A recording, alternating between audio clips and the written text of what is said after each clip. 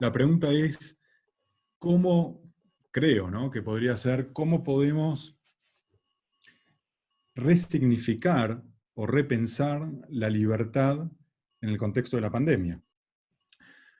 Lo que sí creo que es interesante de pensar es cómo la libertad adquiere actualmente una centralidad en los vocabularios políticos, de una manera explícita o de una manera implícita.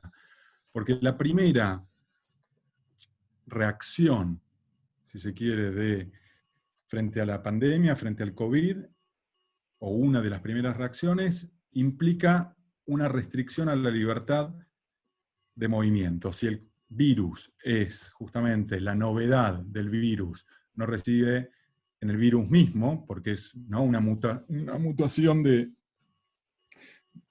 cepas, ¿no?, del coronavirus, la novedad estaría en su velocidad de propagación, la rapidez que tiene de propagarse de un lado a otro. Y en ese sentido, la reacción sería justamente evitar, digamos, el contagio a partir de una restricción de la libertad, que es el confinamiento. Una, ¿no?, de las alternativas. Podemos destacar, si queremos simplificar, tres grandes respuestas que se dieron en los distintos países. Por un lado, esta que estoy diciendo, que sería un confinamiento menos extremo, pero la cuarentena, ¿sí?, que la vemos en casi todos, o muchos países de Europa y en América Latina. Por otro lado, una solución intermedia, que es el control del virus y al mismo tiempo no un confinamiento estricto, que sería la solución de los dragones asiáticos, los países como Corea, sobre todo Corea del Sur o Hong Kong, que tienen la capacidad, de estados, podríamos decir, más inteligentes, que tienen la capacidad de testear en masa y de tomar medidas preventivas, y una población que, digamos, responde frente a esas medidas. Y, en tercer lugar, las medidas que vimos en países como Estados Unidos, Inglaterra, Brasil, que ahora cambiaron, pero que originalmente era no provocar la idea de no hacer un confinamiento, una cuarentena, para preservar la economía, es decir, privilegiar lo que se consideraba el mal menor, ¿no?, que hubiese muertes, pero que no se extinguiese la economía con la excusa de que podría provocar más muertes. Serían esas tres opciones a grandes rasgos. Las tres implicaron e implican una restricción al movimiento, a la libertad. La idea de, cuando hablamos de libertad, un sentido común, el sentido quizás más, o uno de los más antiguos, el más antiguo, es la idea del libre albedrío, poder hacer lo que se quiere. De cualquier manera, no, siempre hay limitaciones, ¿sí?, dentro de poder hacer lo que se quiere, dentro de lo que no prohíba la fuerza o las leyes. La primera codificación de la libertad, digamos, de este sentido, si se quiere, de la libertad, de poder hacer lo que uno quiere, a menos que esté prohibido por fuerza o derecho, la podemos encontrar en el Código Justiniano, siglo VI. Lo interesante, creo, es pensar que es en este momento también donde surge una primera peste, una gran peste. Hay acá un anacronismo. La idea de peste es descubierta, ¿no?, en fines del siglo XIX por Alexander Yersin. Es decir, cuando hablamos de peste en el pasado, a 1898, hablamos de un contagio donde la gente no sabía qué era lo que tenía, ¿no? La peste negra, esta que estoy hablando del código de Justiniano del siglo VI, las distintas pestes, ¿no? Y recién, hace unos años, se descubrió la cadena de ADN de, digamos, de lo que sería la peste. Esta idea de confinamiento, esta idea de cuarentena como restricción de la libertad es una idea muy antigua. Nicolás seguramente lo puede explicar mejor que yo, ¿no? Pero es la idea de 4 veces 10, la cuarentena, una palabra latina, de quedarse confinado hasta que, sobre todo, hasta que se pueda controlar en mayor o en menor medida la, la enfermedad. La idea de quedarse en casa, sea cual sea la forma de esa casa, sea, digamos, independientemente de las variables socioeconómicas, la idea de quedarse en la casa es justamente escindirse, creo, podemos decir, de la política o de lo político, ¿no? Desde los griegos en adelante, la idea de la política pasa por la ciudad, por la vida en la ciudad. La casa no implica relaciones políticas, implica relaciones familiares. Y amo-esclavo, ¿no? Padre-hijos, etc. Entonces esto me parece que es un primer dato que tenemos acá. Un cambio también en, en la política, en lo político, entendido como todo lo que hace de un agrupamiento humano una comunidad de hombres y mujeres, qué es lo que tenemos en común. El hecho de estar confinado inevitablemente impacta sobre la vida política, no sobre la libertad como una cuestión de no me puedo mover, me quiero mover, entonces no soy libre para moverme, sino también sobre justamente cómo pensamos nuestro lugar en la comunidad. Y justamente, si se puede hablar de una esencia de la política, es justamente esta idea de que no pasa por la casa, sino pasa por la ciudad y de ahí para arriba todas las, digamos, hasta, podemos decir, el mundo entero. Creo que la pandemia, el virus, sí trae este cambio en cómo relacionamos libertad, política y ciudadanos. Hay un desconcierto sobre las formas de acción política. Lo que dije hace un rato sobre las distintas alternativas de responder al virus dan cuenta también de ese desconcierto. Hay una improvisación. Los países que nosotros creíamos, y en muchos sentidos seguimos creyendo, que están en lo que llamamos el primer mundo, los más desarrollados, sí, o sea, toman en este último tiempo las mismas iniciativas que países del tercer mundo. El caso Francia, el caso Italia, el caso España, toman medidas que son, podríamos decir, entre comillas, de una antigüedad muy llamativa, que son las medidas que toma la Argentina o que, no sé, otros países de América Latina respecto a la cuarentena, quedarse en la casa. En un contexto del siglo XXI de una innovación tecnológica, científica, impresionante, ¿no? Entonces ahí tenemos un indicador del desconcierto, para ponerlo digamos, para formularlo de otra manera. El virus trae o radicaliza cuestiones que creo que ya estaban presentes. Esto no significa ver todo lo anterior como un antecedente del virus, porque efectivamente hay un factor que es la imprevisibilidad, la indeterminación. Pero no podemos entender lo que está pasando si no lo ponemos en un contexto histórico. También. Y eso creo que tiene que ver con esto que llamamos globalización, con esto que llamamos, globalización, libertad de los mercados, libertad de las personas. Todas las tensiones, las ambigüedades, las contradicciones que vemos dentro de esta palabra de globalización y la idea de libertad que conlleva, ¿sí?, están explotando por el aire. Las respuestas no son globales, las respuestas son nacionales, es la forma política del siglo XIX, consolidada en el siglo XX, que es el Estado-Nación, a partir del cual se busca dar respuestas, es el Estado-Nación que regula esas libertades de las personas,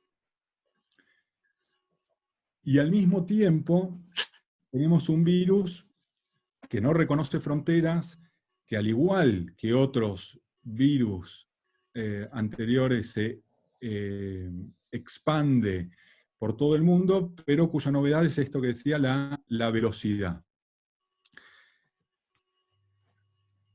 Creo que es interesante también pensar la cuestión de la libertad no solo a partir de el sujeto principal de esa libertad, que es el ser humano, sino también el ser humano en un contexto más amplio, que sería digamos, el ser humano con otros tipos de seres vivos. O sea, cómo todo lo que está surgiendo ahora de hasta qué punto esa libertad de mercado, para decirlo de un modo, un capitalismo sin límites, hasta qué punto tiene o no relación con lo que está sucediendo ahora, ¿no? Si tomamos la hipótesis de que el virus surge del murciélago en Wuhan, capital industrial, ¿no? Automotriz, una de las capitales financieras, industriales, perdón, del capitalismo actual, cómo la incidencia del hombre en la naturaleza implica también, de alguna manera, este contagio y, en última instancia, esta restricción de la libertad de movimiento. Entonces, pensarlo con otros seres vivos, que es todo esto que está bastante de moda del discurso del antropoceno, es una alternativa para pensar también la libertad más allá de el hombre o la mujer como único ser vivo. Primera cuestión como que tiro, sobre todo, que planteo para el debate.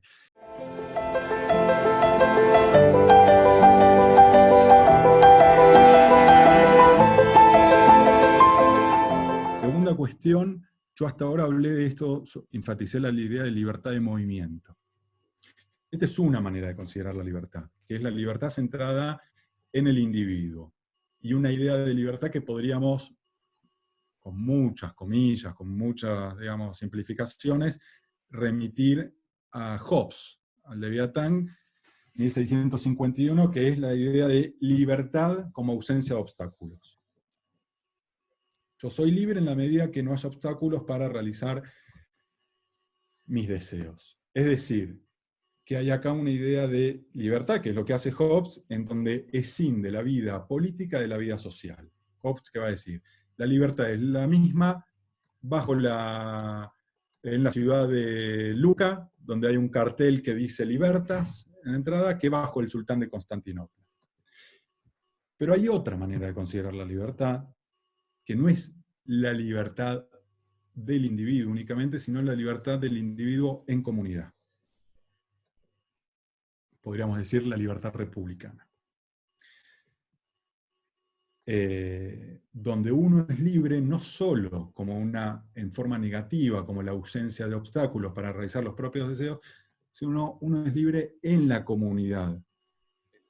Digamos, sí, la comunidad en la que uno vive es libre. El virus pone todas estas cuestiones en la mesa, porque justamente no podemos pensar una comunidad libre, sea cual fuera esta comunidad, una ciudad, un país, digamos, cuando hay, digamos, un nivel de contagio donde todos están temerosos de contraer el virus. Entonces hay un efecto en el tipo de vínculo sobre lo común que implica el virus, que limita tanto la libertad del individuo, pero también la manera en cómo se piensa lo común. La idea de la posibilidad de una comunidad libre en la medida donde sus ciudadanos no tengan salud. ¿Cómo tienen salud los ciudadanos? Bueno, no no es a partir de respuestas individuales, sino a partir de lo que estamos viendo continuamente. Aquellos países que tienen sistemas de salud, digamos, más preparados, Alemania, pensemos, Corea del Sur, como dije antes, para nombrar algunos, son los que tienen más capacidad de respuesta para preservar ese común, si se quiere. La salud, para utilizar una metáfora política antigua, pero que creo que es muy apropiada para este momento, la salud del cuerpo político.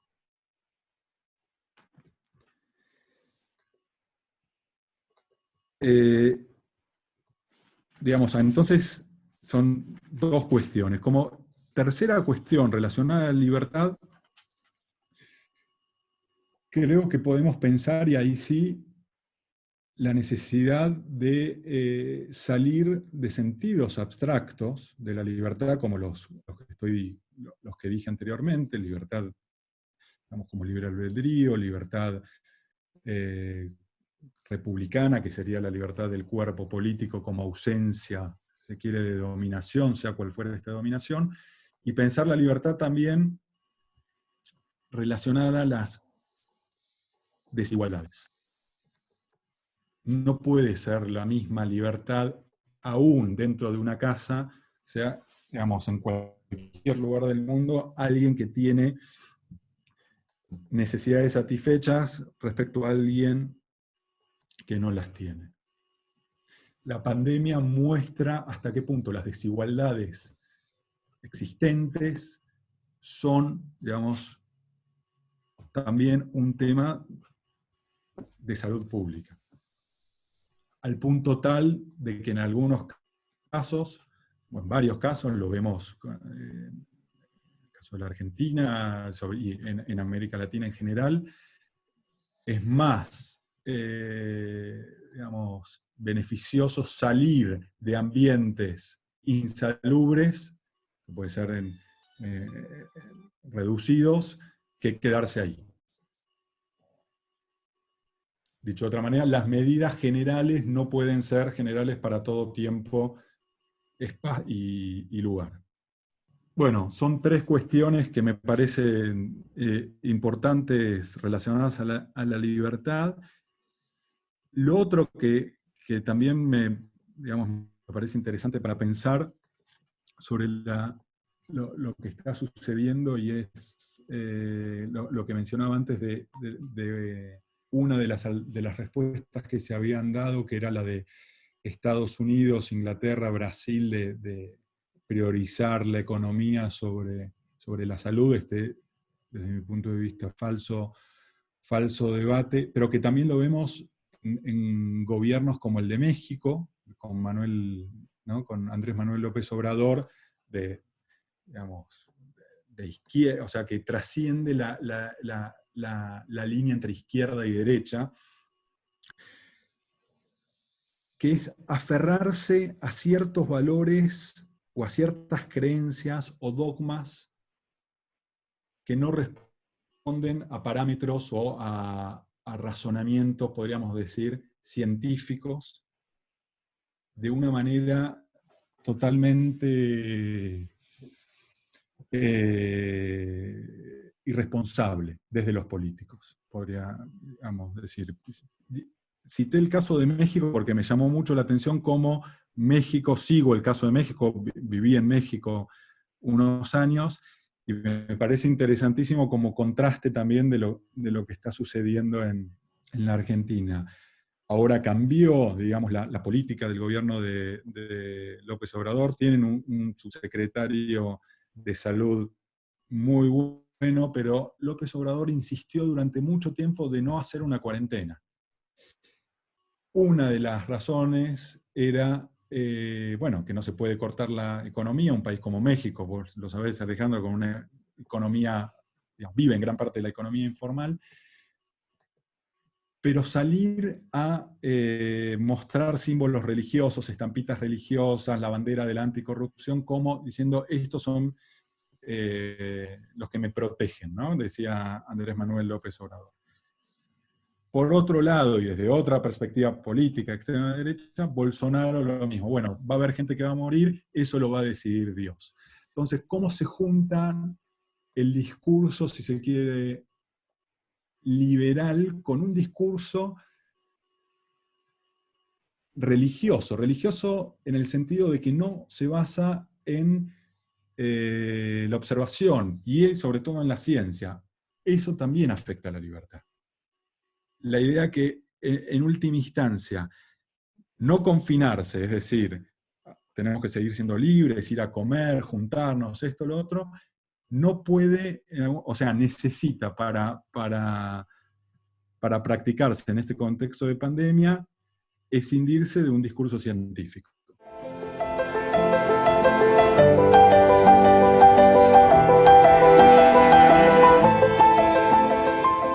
Decía Nico que le gustaría saber si te cruzaste con algún ejemplo de libertad negativa, en el sentido de la libertad de no salir que tenemos algunos, o la de no pasar la cuarentena en un lugar determinado, etc.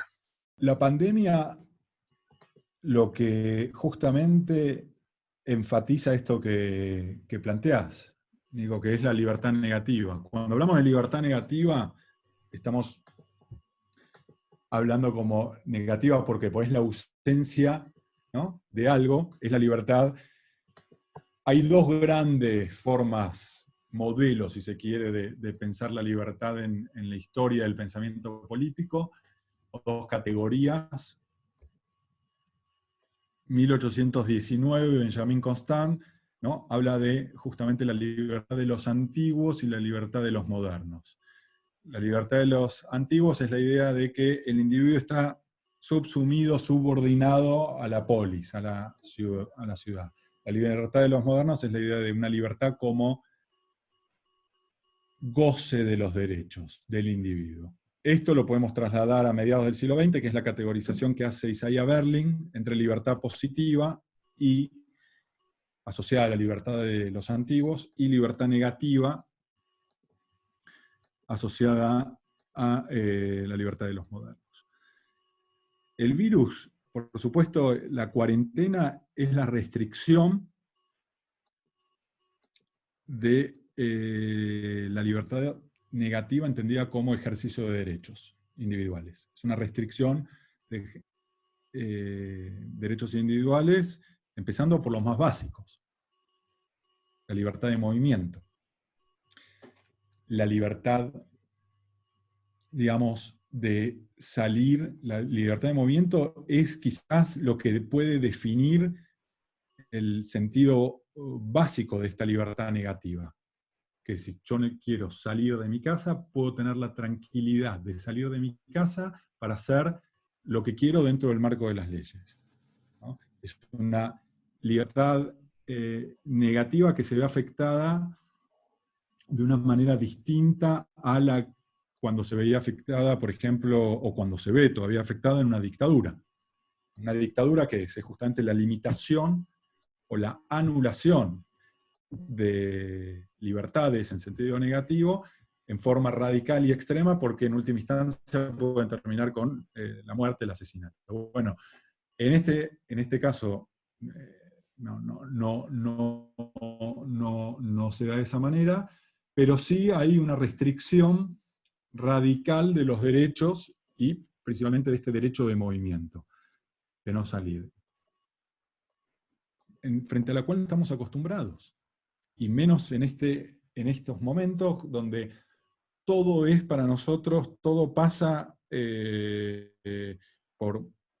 o pasaba antes del virus, justamente por salir, por circular, por viajar, al menos por tener la posibilidad, ¿sí?, potencial o efectiva de moverse. Es como que es un gran freno de mano que pone el COVID a esta idea de que el movimiento es prácticamente una característica innata de la libertad, ¿no? Como diríamos, una característica de lo que podríamos llamar la libertad natural. Entonces sí, la libertad negativa se realza y las libertades asociadas al movimiento, la libertad de, valga la redundancia, de asociación, de juntarse con otros. La libertad de asociación es fundamental para hacer cosas comunes. Digamos, las cosas que podemos hacer con los otros pasan por una mediatización que nos da la tecnología. No hay manera de hacer cosas con otros en contexto de pandemia y confinado. Las únicas cosas que podemos hacer con los otros son con las familias. Es decir, volviendo a lo que planteaba antes, no tienen una dimensión política. No tienen una dimensión política. En ese sentido, hay casi como podríamos decir una escisión y una claridad entre la situación de los gobernantes y los gobernados. Me parece que en tiempos normales, en tiempos ordinarios, muchas veces pasa desapercibido. Entonces la libertad negativa es una libertad, diría, que enfatiza la de la pandemia, el individuo como sujeto central, el individualismo, podríamos decir, y que dificulta justamente la posibilidad de una vida política y una vida común. Eso creo que es lo que radicaliza la pandemia. Y al mismo tiempo, me parece que se ven cosas interesantes como formas asociativas, creativas, de buscar alternativas frente a lo impredecible y frente a la novedad que es de quedarse en la casa, ¿no? Solidaridades, si se quiere, aunque sean pequeñas, que intentan justamente trascender esas dimensiones individuales. Volviendo al caso de México, leía la otra vez cómo también, no sé, en Chiapas, algunos pueblos, no sé, zapatistas pusieron sus propias reglas, hicieron sus propias cuarentenas cuando el propio gobernador del estado de Chiapas no había decretado la cuarentena. Gabriel, hay que en alguna medida se estructuró una especie de confort del confinamiento. Creo que hay en algunas situaciones, por supuesto, que todos estamos ansiosos, todos queremos terminarlo, todos queremos recuperar nuestra posibilidad de desplazarnos, de interactuar, etc. Pero a la vez, ante la amenaza permanente, todavía muy presente ahí afuera, el estar confinado no se vive necesariamente como una restricción de la libertad, se vive como una parte de una estrategia de cuidado. Sin embargo, es una restricción de la libertad en un marco en el que en todos lados se le ha transferido al soberano un grado de poder y de autoridad bastante fuera del control social y político, etc.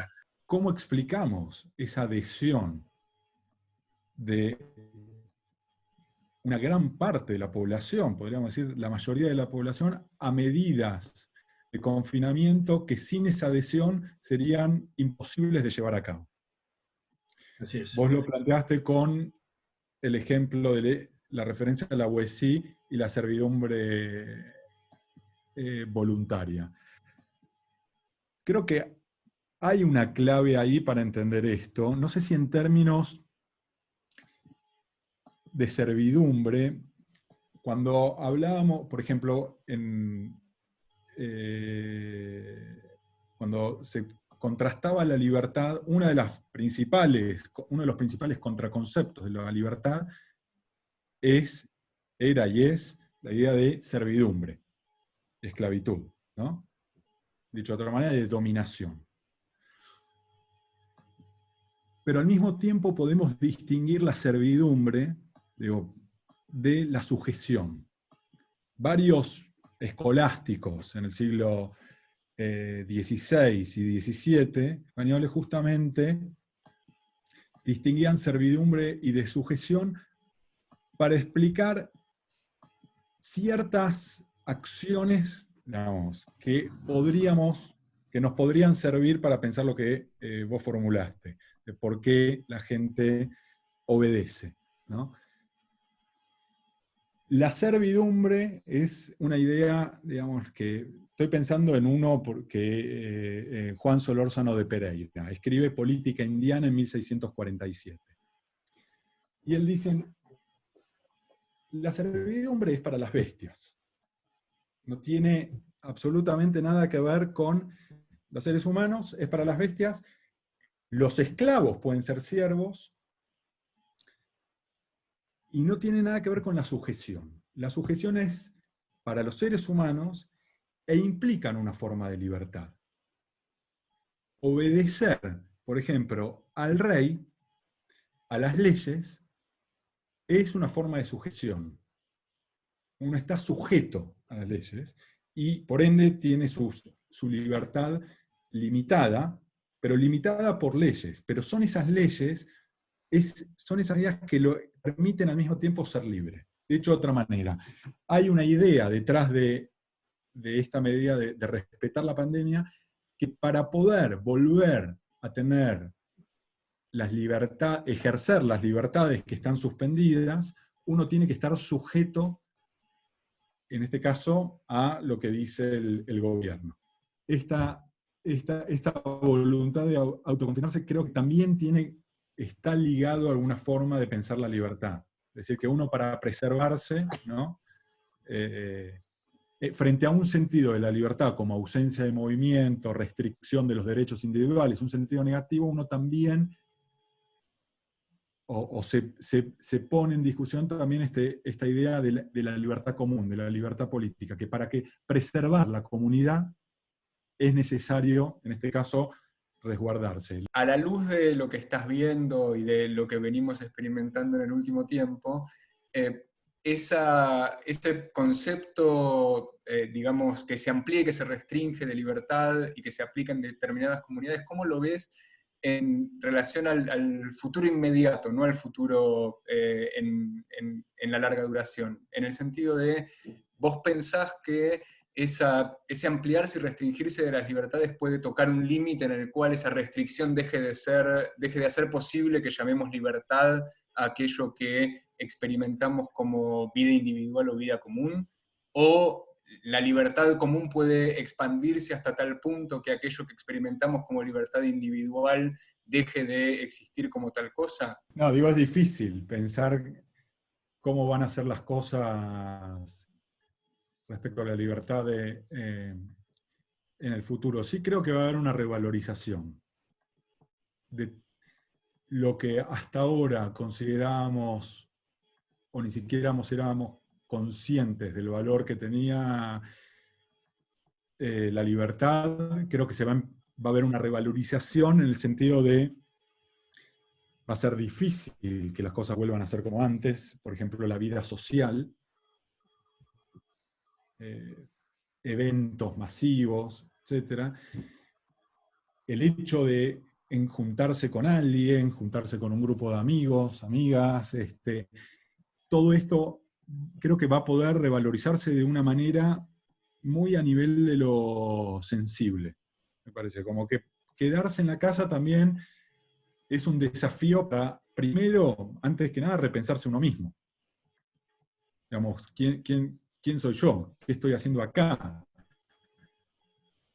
Todo lo que hacemos nosotros, ¿no? Porque, digamos, adquiere o necesita para resignificarse a partir de un contexto que no es el que existía hasta antes de la pandemia. Entonces me parece que esta revalorización va a tener un impacto en cómo se va, por un lado, a sentir la libertad, cómo se siente la libertad, pero también cómo se va a ejercer. Hablabas de la libertad individual, hablabas de la libertad colectiva, de la libertad en la comunidad. Y también me pregunto si no hay un ejercicio de máxima libertad en una comunidad que decide aislarse para no comprometer la vida de los otros y atravesar en una situación de restricciones importantes un camino común para buscar un beneficio colectivo. Entonces también me pregunto si en todo esto no hay una comunidad actuando políticamente y no solo respuestas individuales al temor sanitario, a la amenaza sobre el cuerpo propio. Y mi posición, digo, no es justamente defender la libertad individual contra el confinamiento. Creo que la cuarentena, el confinamiento, da cuenta de una salud, para decirlo de un modo, de la vida política, de la vida en común, por esto que vos estás señalando.